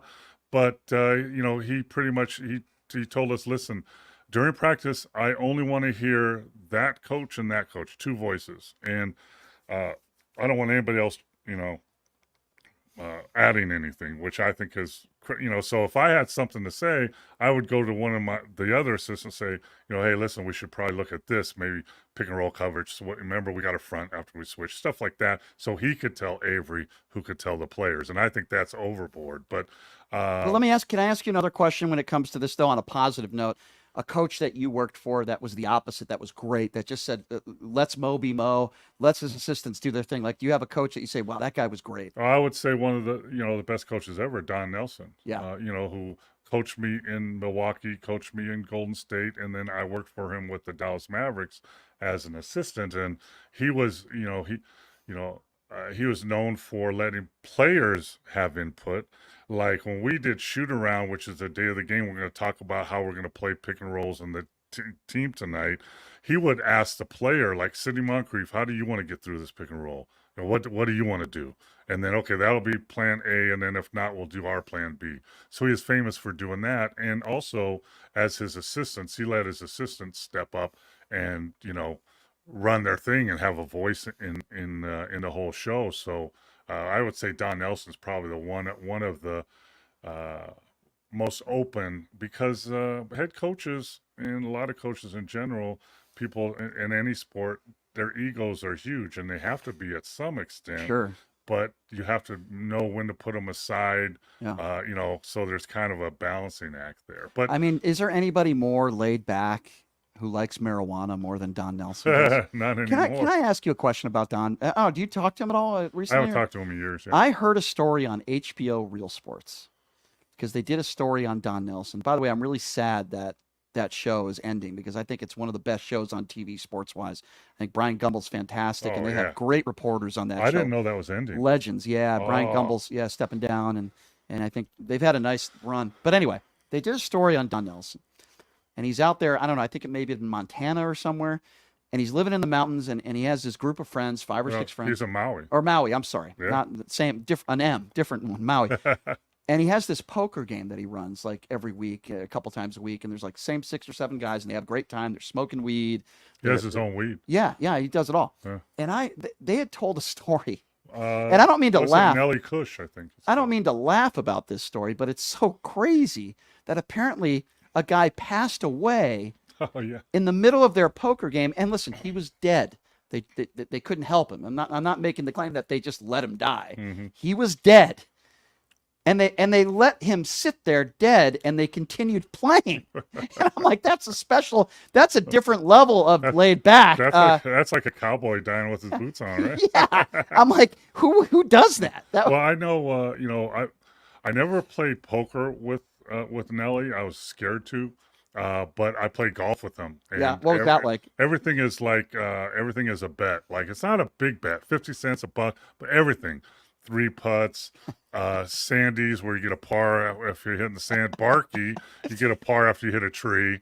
Barkey, I never heard that. You get a par after you hit a tree.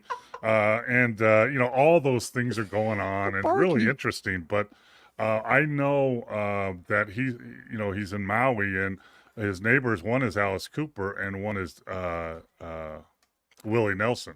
So, that's who he's playing poker with. That's who he's smoking weed with, and that's who he's playing golf with. I'm looking at a picture on social media of Don Nelson's marijuana farm. It looks extremely large, and Nelly Kush. Yeah, that's pretty cool actually. But he is he played for the Boston Celtics, won many championships. He was a role player.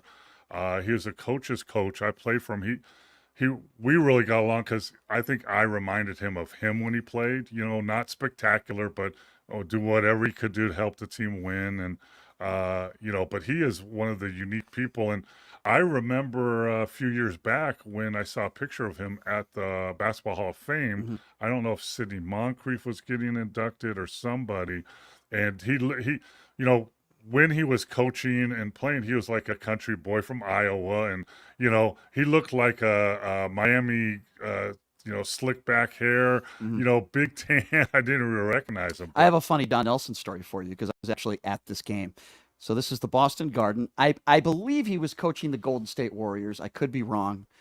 But you remember Dana Barros, you probably played against him. Sure. Great three-point shooter. And I guess this was the point where he had some NBA record streak where he had made at least 1 3 in hundreds and hundreds of consecutive games. Right. And it was this streak. And the Golden State Warriors, they're up like 30 points. There's like 4 minutes to go. And the Boston commentators are all like, well, Barros needs a 3.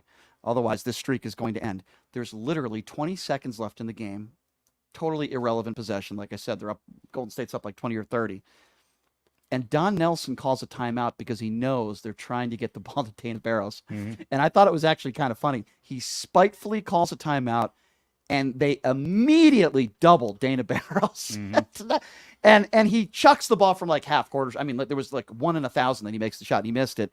But I thought that was so interesting that Don Nelson effing with the Boston Celtics, basically. In his own home. I was there. Yeah. I was there. It was in Boston. Yeah. The game was in Boston. And we're just laughing on the way home saying, wow, I can't believe he actually did that. But it was like spiteful. I'll tell you a Nelly story too. I think I was still with Milwaukee, and we're playing the Washington Bullets back then. And Manute Bol was on the Bullets. 7-7. Manute. Yeah, that horrible free throw shooter, like 20%. Was Manute not a good free throw shooter? No, he's terrible. He was a good 3-point shooter, though. Well, yeah, with his Sometimes. ugly, yeah, Sometimes. but he was worse than Shaq at the free throw line. So in the game, I mean, this is strategy that we had in the second half, and we're just automatically, when the ball comes across half court, we're going to foul Manute. Well, fortunately, whatever, I was one of the guys guarding him, so I had to foul him. He came across half court, I picked him up and that's a foul. I don't want to hurt him or anything like that.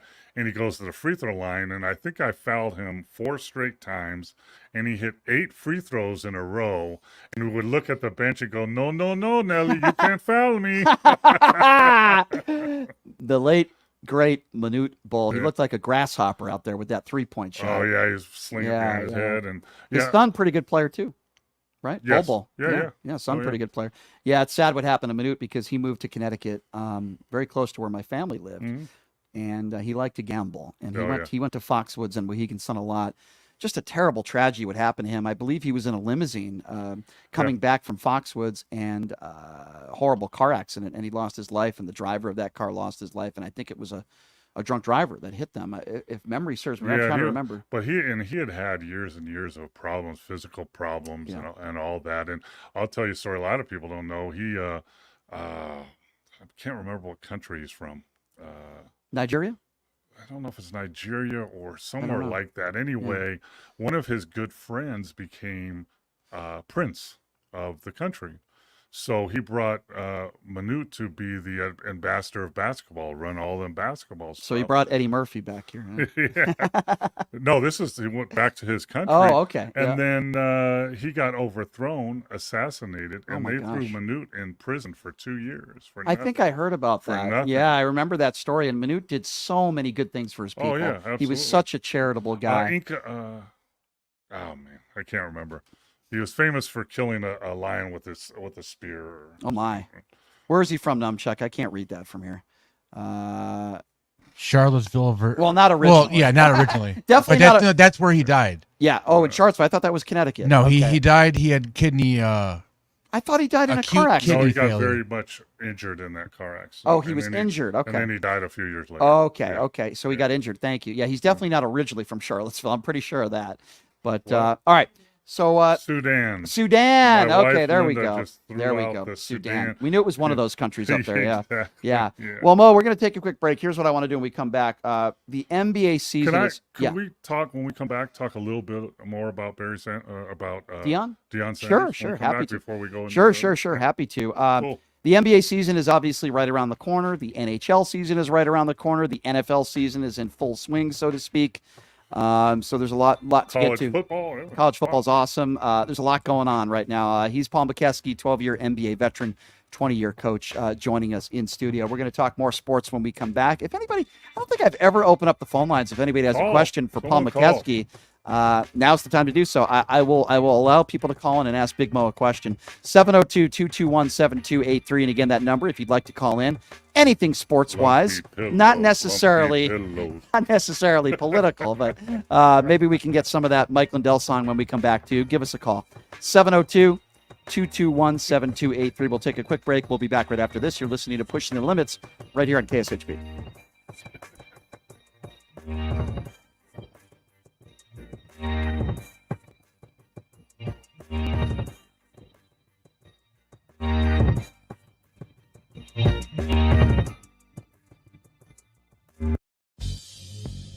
Hey everybody, are you struggling to find a pizza place that reminds you of Brooklyn? That true blue New York style pie? Well, worry no more. Stallone's Italian Eatery Pizza is a knockout.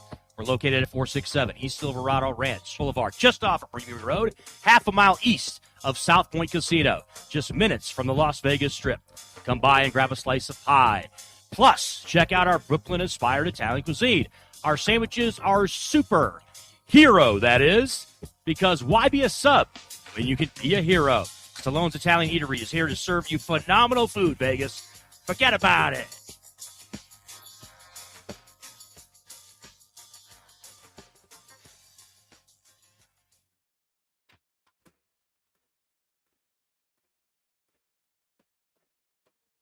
Hey everybody, it's Brian Shapiro from Pushing the Limits here. I want to tell you guys about my good friends at the Postal Annex. They have a notary signing agent on-site daily, no appointment needed, and they offer a full scale of printing services from shipping labels to documents, business cards, banners, photos, and business signage. They're your passport service headquarters. They offer passport photos, and they can renew your adult passports. If you're traveling in a hurry, they can get those passports to you within 7 days or less. Mailbox rentals with a physical street address, and they also receive your packages from Amazon, UPS, FedEx, USPS, and more. here's the best part. If you're a Pushing the Limits listener, they have an introductory rate of only $39 for a 3-month service. You can't beat it. Give them a call, 702-873-8005. Check them out at 6130 West Flamingo Road. It's the Postal Annex. Tell them I sent you. Buying or selling a home is a huge life event that requires guidance from an expert in the industry and community. My name is Blake Wynn. You may recognize my name as my grandfather was the best governor the state of Nevada has ever had. Growing up in Las Vegas, I've come to know this community intricately. Now, I am raising a family here as well, so I understand all the issues impacting our home and quality of life. As the top realtor for the #1 real estate team at Keller Williams, you can have confidence in my experience, knowledge, and track record. When it comes to buying, selling, or investing in real estate, choose a name you can trust and someone who understands the community you call home. Call Blake Wynn today and experience the difference of a trusted expert. 702-540-3311.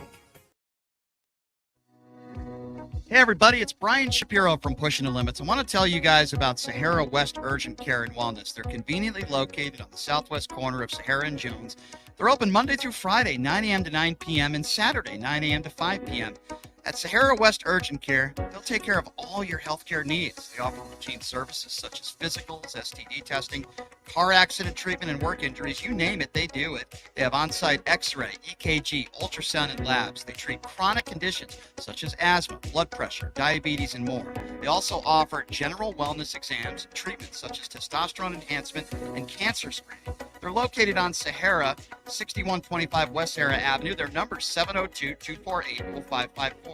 And the best part, they accept most major insurances and affordable cash pay prices, office visits starting at just $95. And I'm also a client, so please give them a call, 702-248-0554.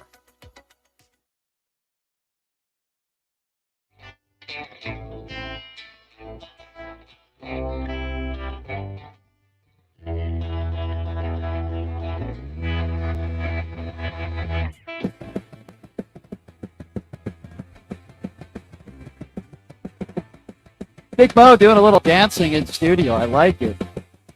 Welcome back. It is Pushing the Limits, and it is Thursday. Mo did want to hear a little bit of Mike Lindell, though. I mean, I don't want to ruin things, but... well, I wanted to see a little bit of air drumming. I understand. I got what I want. I'll give you what he wants in a minute. Mo's knees are not doing too good, but his elbows are okay. Yeah. His elbows are doing just fine. So, yeah. Welcome back to the show, everybody. Listen, if you're thinking of buying or selling a home, no better person than my good friend Blake Gwynn over at Keller Williams. You might recognize that name because his grandfather is the former governor, the late, great Kenny Gwynn, who was a phenomenal governor here. Just a wonderful family. I had a chance to meet his mom recently. Just a great guy. And listen, if you're thinking of buying or selling a home, you want to talk to a realtor. You want to talk to somebody that knows Vegas inside and out. Well, guess what? Blake has lived here his entire life. What's better than that? Honest, and he'll also give you $1,000 cash back if you mention PTL Radio Nation. So give him a call, 702-540-3311. And again, that number, 702-540-3311. Maybe you'll get a free Mike Lindell mixtape as well. I don't know. We are taking phone calls as well. We got Big Mo in the house, played in the NBA for 12 years, and coached for 2 decades. Number to call if you want to be a part of the show is 702-221-7283. And again, that number, 702-221-7283. Who do we have on the line? Ryan. Ryan is on the line. Ryan, you're on with Big Mo. Thanks for calling in, Ryan. What's on your mind? Hey, guys. I just have a few basketball questions, if that's okay. Sure, absolutely. That's what we're here for. Go ahead. Okay, my first question is for Mo. Who was the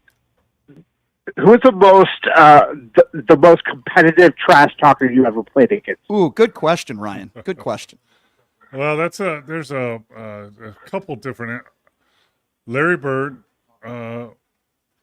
probably heads and shoulders above everybody else. And the one thing about trash talking is BS unless you can back it up. And Larry Bird backed it up. There was a series when we were playing the Celtics in the playoffs, and we had a good game in Boston, and Paul Pressey, if you remember, he was a 6'6" wing player for us, had a good defensive game against Larry Bird. and then we were going to play them back in Milwaukee 2 days later.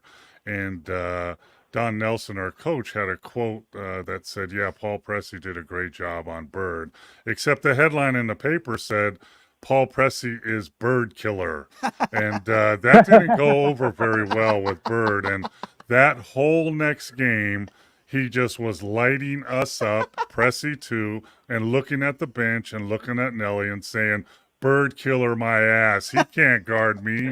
And he would actually say, I'm going to come down next time and shoot from this spot, and there's nothing you can do about it, and do it. So he was probably, the best at it in both ways. But back then, I'll tell you, if you trash talked, you better be able to back it up both on the court or it might be with your fists back in the day, because, it's kind of the wild, wild west back there in the game. And, if someone gets mad at you, you're going to have to put up or shut up. It wasn't any of the, fights where you see now, let me go, hold me back. Let me go, hold me back. Go ahead, Ryan. I know you said you had another question. Go ahead. Yeah, another question. This is also for Mo and Brian, I guess, if you want to chime in. What kind of offense do you think the Phoenix Suns are going to run this year, considering they don't have a real distributor? They don't have a point guard. Who's going to be that playmaker between Booker, Beal, and obviously it's not going to be Durant. But Beal is a pretty decent pick-and-roll player, and I've seen Booker, initiate the offense, many years ago, about 6 or 7 years ago when he was young in the league. But who do you think is going to be the distributor? I don't see either of them be that. I think the days in the NBA of a true point guard are pretty much, winding down. And, the game has turned into, everybody having the ball in their hands, everybody, controlling the offense at some point. I mean, you look at the Lakers, LeBron James brings the ball down a lot, or shoot in Denver, the Joker brings the ball down. So I think you're going to have a mix of, Phoenix Suns doing that with those three. And I think it's going to be interesting to see how that blends in, because obviously all three of those guys are big time scorers. But I'll tell you, the key to Phoenix this year, in my opinion, and they have a chance at making a run at this thing, is AJ Guyton and Ayton. I mean, the big man.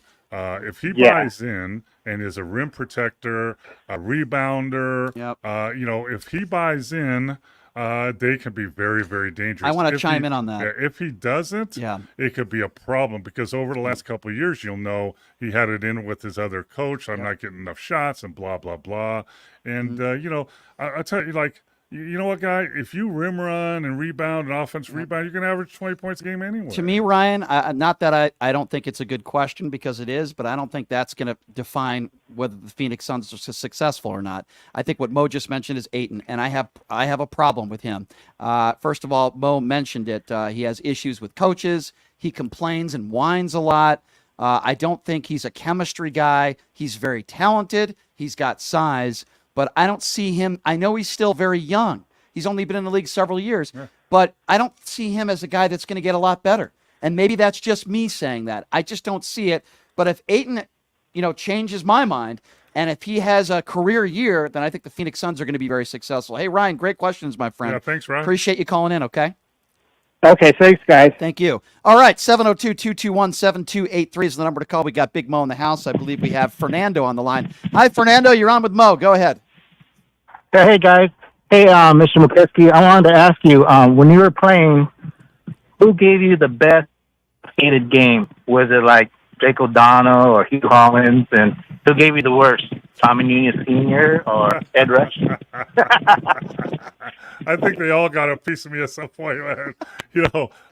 Back then refereeing was different, because it was more personable and contact. I mean, now all the refs are pretty stoic and everything, but the problem is all the freaking players now complain after every call. And back then, if you kept complaining to Dick Bavetta or any of those guys, they just tell you to shut up and stop complaining and stop being a big baby. Dick Bavetta is a long time ref, and I really respect him. And But I remember one game early in my career that, I was whining about him missing a call and I wouldn't let it go. And at a free throw line, he looked at me and said, "Hey, shut up, you big baby. Have you ever missed a shot before?" I said, "Yeah." He said, "Well, I missed that call, so shut up." God, what can you say after that? Nothing. You can't say anything. Yeah, okay. Referees trash talking you, but no. But isn't that the best response? Because in a way, he's being funny about it, but in a way, he's right, and he's admitting that he missed the call. Absolutely. You can't say anything. Yeah, I mean, even as a coach, you saw me in my wild days as a coach. Oh man. If you have a problem with a referee and you argue about a call, and he goes, "Coach, I might have missed that." That ends there. You can't say anything. That ends it. But too many referees want to explain something or tell me this. I ran into this in the G League with the younger refs when I was coaching the G League, and they're going to try and this is what happened. I'm like, just tell me you missed it. It's no big deal.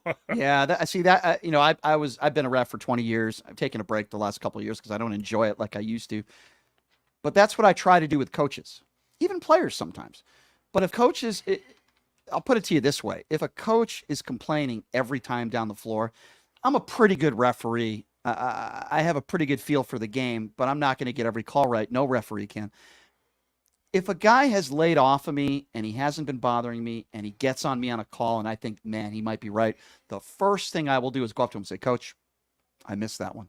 I'll get you on the next one." And most times when they're good guys, they'll say, "I like your response." I mean, I had a coach and I said that to him and I said, "I like your answer there. I Thank respect you." you. Yeah. I mean, sure. But if a guy is complaining every time down the floor, a coach or a player, It's the NBA now. I look at them and I say, "You have no credibility. We're not getting every call wrong. You're going to stop barking at me whether I missed the call or not there. You're going to stop or the other team's going to be shooting free throws." I've had it with some of these coaches. Most of the time, I never have an issue with a player.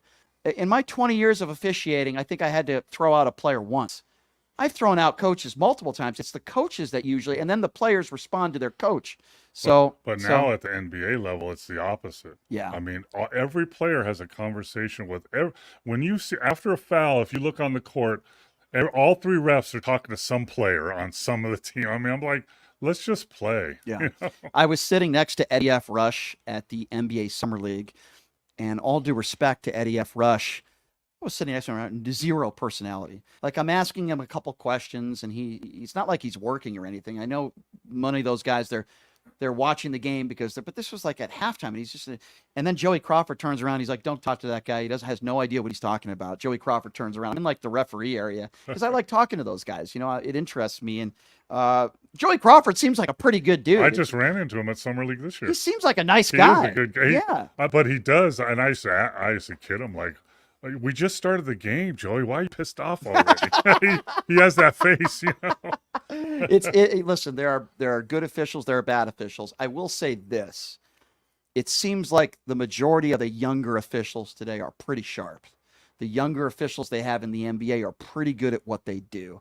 It appears that way to me. I think some of the worst officiating in all of professional sports is the NFL. It is a joke. Example, the final play in the New England Patriots game the other day. You cannot convince me that you had overwhelming evidence to overturn the fact that the Patriots didn't get a first down there. That would never happen in any other game. So it's either one of two things. It's either the fix is in or complete and total incompetence. And I'm going to be honest with you, and it's hard for me to say this. I don't know which one it is. I see some calls or non-calls that are so absurd. And I say to myself, what are you looking at? And there's so much money involved in these calls, too. So much money on the line. How do you, in that New England Patriots game, say, "Oh, no, he didn't get a first down"? I've watched that replay 30 times from every angle. There's no evidence, overwhelming evidence, says he didn't get a first down there. And that's what's mind-boggling about the NFL. No NFL umpire or referee is full-time, right? Right. They're all part-time. Yeah. And you're talking about not only millions of dollars of players, coaches' jobs on the line, and billions of dollars of gambling money. And the end of the Denver-Washington game where clearly a player was being grabbed, and I watched that game live. It's not even close. The guy's grabbing his jersey. How do you not throw a flag there? the inconsistencies in the NFL are absurd, and I don't know why that is. I think for as a whole, NBA officiating is pretty damn good these days. Yeah, in my opinion, maybe not. It's Yeah. a harder game to ref, I think, Yeah. because there's so much going on in every play. It's so fast. Guys are so strong, so athletic. Yeah, no question. We only have like a minute here to go. I know you wanted to mention something else about Deion. Yeah, Deion Sanders, like different in the coaching world, right? Mhm. A college will hire a coach because number one, they want them to win. Number two, they want them to promote their program. And number three, they want things to run smoothly. Well, Colorado hired Deion to bring better players and more athletic players to his school. Put Colorado, who was 1-11 last year, back on the map and create national interest. And then number three, win.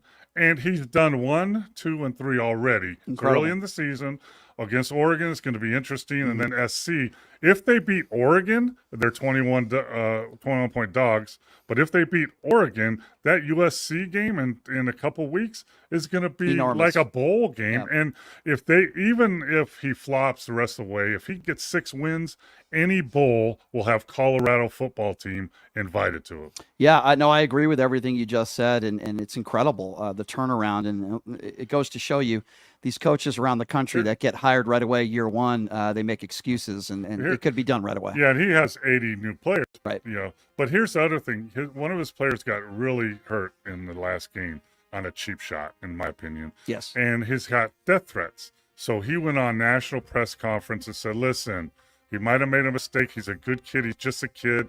Leave him alone. He doesn't deserve any death threats. I love that. That's really I love that, and that's class. And Yep. you want to see that from any coach out there. All right, Big Mo, always fun. And he's got great intro music. He does. Da, da, da, da, da, da, da, da. Not as Get good that as the for My next time. not as good as the Okay. My Pillow music, but it's getting there. Big Mo, thanks for coming on as always. Appreciate it, my Absolutely. friend. We'll see you next week, someday next week. I don't think Thursday is going to work, but we'll get you in one of the days next week. Good luck with that knee. Seems like you're on the path to recovery. So happy. Tomorrow on the show, everybody, pastor turned stripper. Most favorite guest. She's your co-host. Yeah, now. Come Nicole on, Mitchell's man. going to be joining us tomorrow, so that's going to be that's always going to be a lot of fun. And we might have a special guest in hour number 1 as well. I'm working on that. So see you tomorrow, folks. Have a great day.